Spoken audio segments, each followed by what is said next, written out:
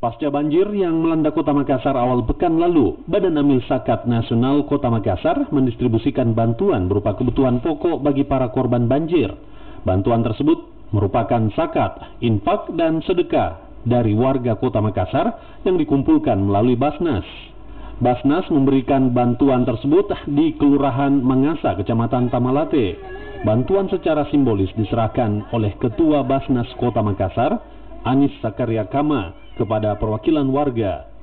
Bantuan ini sekaligus menjadi upaya optimalisasi pengelolaan zakat, infak, dan sedekah dari warga Kota Makassar yang dikumpulkan melalui Basnas.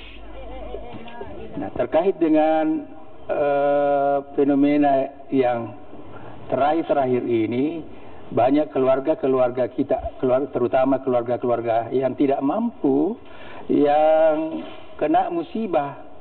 Sehingga itu menjadi kewajiban kita semua, khususnya dari Badan Amil Zakat Nasional, untuk melakukan perhatian-perhatian.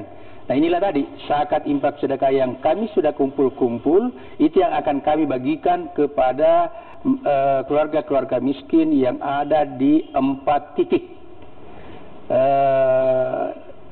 Dengan pengertian bahwa ini adalah bentuk kepedulian warga Kota Makassar melalui Badan Amil Zakat Nasional terhadap keluarga-keluarga mereka, terutama keluarga miskin, agar dapat sedikit mengurangi, bisa sedikit membantu apa yang menjadi kebutuhan-kebutuhan mendesak di antara mereka-mereka. Tercatat ada 301 kepala keluarga di Kelurahan Mangasa yang merasakan dampak bencana banjir Makassar.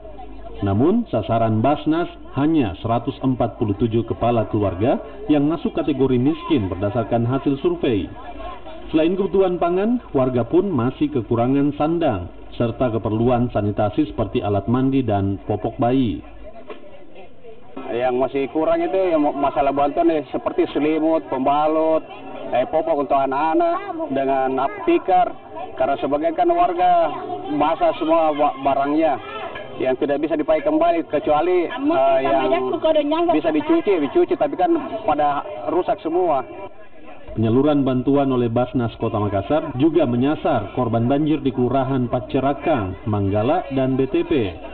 Basnas berharap lebih banyak lagi bantuan yang terkumpul karena potensi zakat di Makassar sangat besar. Fitriani Arsad, Kompas TV Makassar.